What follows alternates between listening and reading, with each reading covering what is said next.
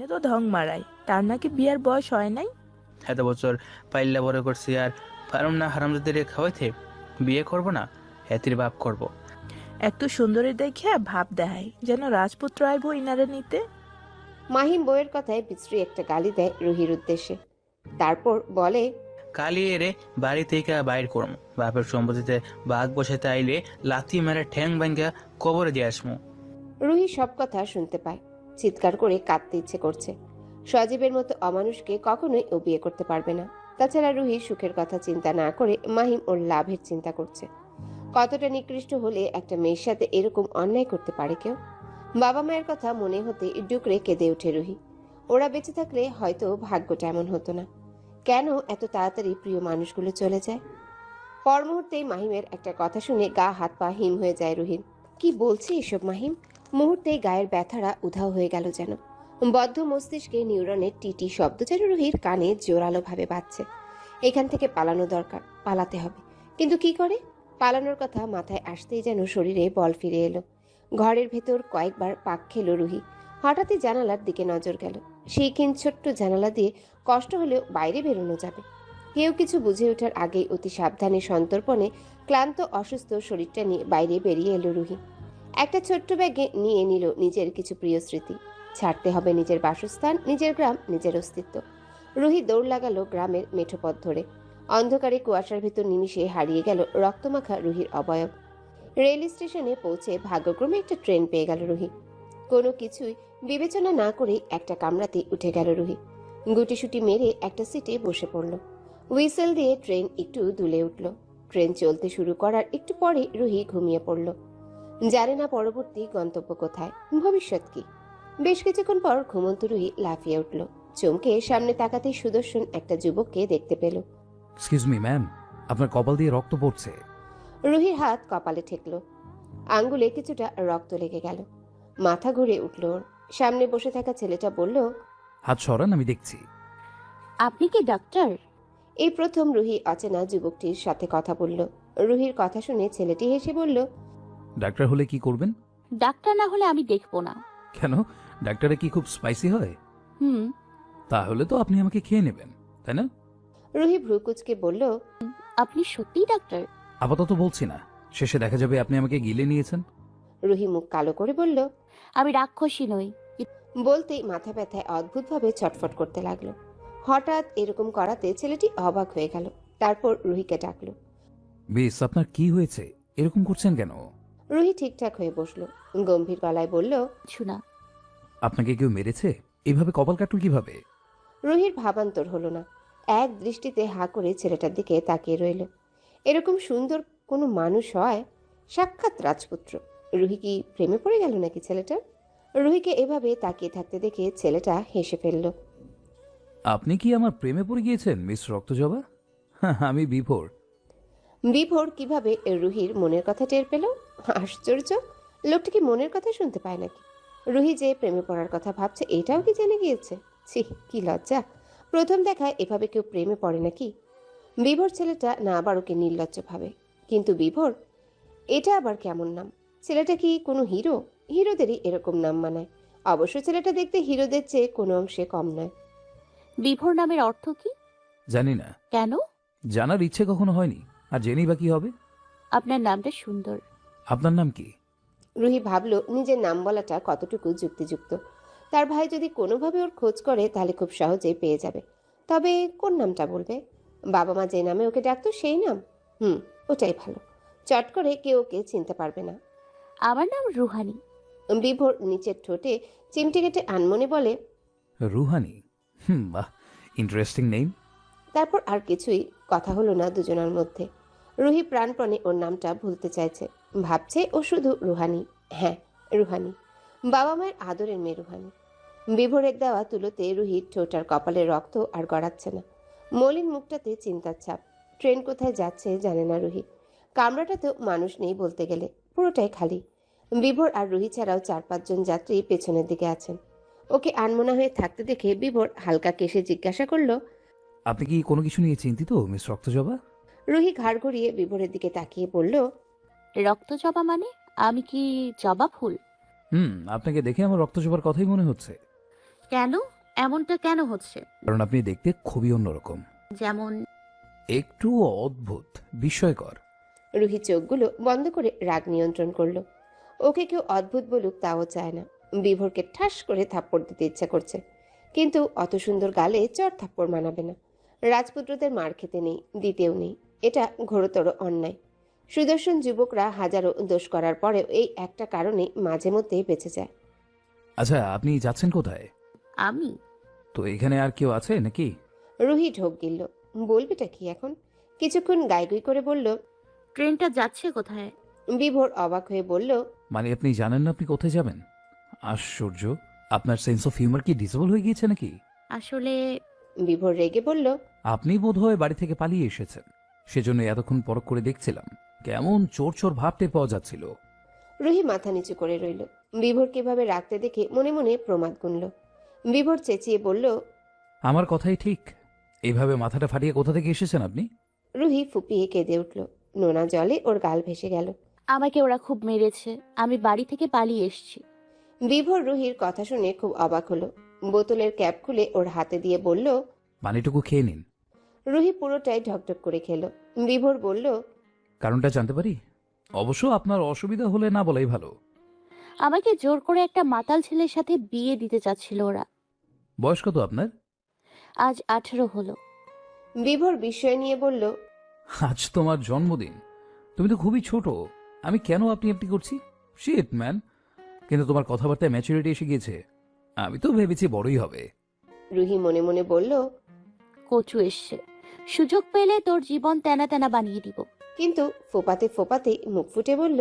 আচ্ছা, ওয়াশরুম কোন দিকে আমাকে একটু দেখিয়ে দিন। বিভোর উঠল না, আঙ্গুল দিয়ে দেখিয়ে দিল। রুহি সেদিকে গেল। ওয়াশরুমে গিয়ে চোখে মুখে পানির ছিটা দিল। আয়নায় দেখলো মুখটা ভীষণ অন্যরকম দেখাচ্ছে। চুলগুলোতে আঙ্গুল চালিয়ে খোপা বেঁধে নিল। জামা কাপড় ঠিকঠাক করে বেরিয়ে এলো। ওয়াশরুম থেকে বেরোতে দেখলো দরজার কাছে কয়েকটা ছেলে দাঁড়িয়ে আছে।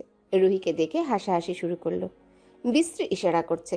ও যখন ওদেরকে পাশ কাটিয়ে আসতে যাবে, তখনই কালো মতন একটা ছেলে ওর হাত টেনে ধরে বলল। কই যাও মামুনি? রুহি ভয় পেয়ে গেল, বলল। আমার হাত ছাড়ুন। ছাড়ার জন্য তো ধরি নেই সুন্দরী। মানে? আসো, আমগুলোকে মজা করো। দরকার নেই। তা কইলে তো হইব না সুন্দরী ললনা। রুহির গলা শুকিয়ে কাঠ হয়ে গিয়েছে। এ কোন বিপদে পড়লো? গ্রামের সজীবও মাঝে মধ্যে এভাবেই ওকে উত্ত্যক্ত করত। আমি কিন্তু চিৎকার করব। ছেলেগুলো দাঁত কেলিয়ে হেসে বলল। তোমার মিষ্টি চিৎকার কেউ শুনবে না মামুনি। দেখো, কামরায় কেউই নেই, যাবা কই? রুহি ভালো করে খেয়াল করে দেখলো আসলে কামরায় কেউ নেই। ভেবেছিল কামরায় বুঝি ও আর বিভোর ছাড়াও পেছনের দিকে মানুষ আছে, কিন্তু কেউ নেই, পুরোটাই খালি। আসলে এই ছেলেরাই পেছনের দিকে বসেছিল। বিভোর সামনে, ওর ডাক শুনতে পাচ্ছে না, কিন্তু এখনো কি করবে? উপায় না পেয়ে হাত পা ছোড়াছড়ি করতে লাগলো। একটা ছেলে ওর মুখ চেপে ধরলো। একজন বলল। এই মামা, ভিডিও করতো। কালো ছেলেটা যখন ওর অন্যায় হাত দিতে যাবে, তখনই পেছন থেকে ভেসে এলো বিভোরের কণ্ঠ। এক্সকিউজ মি, এখানে কি হচ্ছে? রুহি ছেলেটার হাতে কামড় দিয়ে বলল। আমাকে বাঁচান প্লিজ। বিভোর দেখলো ছেলেগুলো রুহির সাথে অসভ্যতামি করছে। ও রেগে বলল। ওকে ছাড়ুন বলছি, ছেড়ে দিন। কেন ছাড়মু? তুই ভাগ। আপনারা এমন করছেন কেন? এর আমগো পছন্দ হইছে। আজ রাইটটা হেরে চাই আমরা। আমি কিন্তু কর্তৃপক্ষকে জানাতে বাধ্য হব। এই, তোর কি লাগে মাইয়া? তোর কিছু লাগে? বিভোর হঠাৎই খামখেয়ালি হয়ে বলে উঠল। সে আমার হবু স্ত্রী। ছেলেগুলো ব্যাককল বনে গেল। একজন বলল। মিছা কথা। বিভোর বলল। এটাই সত্যি। আর আপনারা আমার স্ত্রীর সাথে এরকম করতে পারেন না। তোর কথা আমরা বিশ্বাস করি না। সেটা আপনাদের সমস্যা। তুই বেশি ঝামেলা করতেছিস কিন্তু। ভালোই ভালোই যা এখান থেকে। বিভোর মাথা ঠান্ডা রেখে বলল। দেখুন, আমি একজন ডক্টর। আপনারা যদি আমার বা আমার হবু স্ত্রীর সাথে খারাপ কিছু করার চেষ্টা করেন, তাহলে এর ফল খুবই ভয়ানক হবে। এত কিছু বলার পরেও লোকগুলোর কথা বিশ্বাস করতে রাজি হলো না। রুহি উপায় না পেয়ে মৃদু গলায় বলল। উনি সত্যিই বলছেন, আমাকে ছেড়ে দিন। রুহির কথা শুনে ছেলেগুলো নিজেদের মধ্যে ফিসফাস করতে লাগলো, কিন্তু ওরা বিশ্বাস করতে পারছে না রুহির কথা। তাই অনেকক্ষণ পরে কালো লোকটা বলল। তোদের কথা যদি সত্যি হয়, তাহলে আমগো কথা মানতে হবে। কি কথা? সেইটা না হয় সময় হলি বলমু, কিন্তু আমাদের কথা যদি মানতে না পারিস, তাহলে বুঝমু এই মাইয়া তোর কিছুই লাগে না, আর তখন আমরা যা চাইবো তাই হবে। বিভোর হাত দুটো পকেটে ঢুকিয়ে ভ্রু কুচকে বলল। কি চান আপনারা? আমাদের কথা না মানলে এই মাইয়ার আমাদের কাছে ছাইড়া দিতে হইব। তুই কোনো পেঁচাল পারতে পারবি না কিন্তু। বিভোর রেগে বলল। আপনাদের কথা আমি শুনবই বা কেন? ছেলেগুলো দাঁত কেলিয়ে হাসলো। চিকন একটা ছেলে বলল, আমরা যদি এখন বলি ট্রেন এইখানে থামাতে হইবে, তাহলে ট্রেন এইখানে থামবো।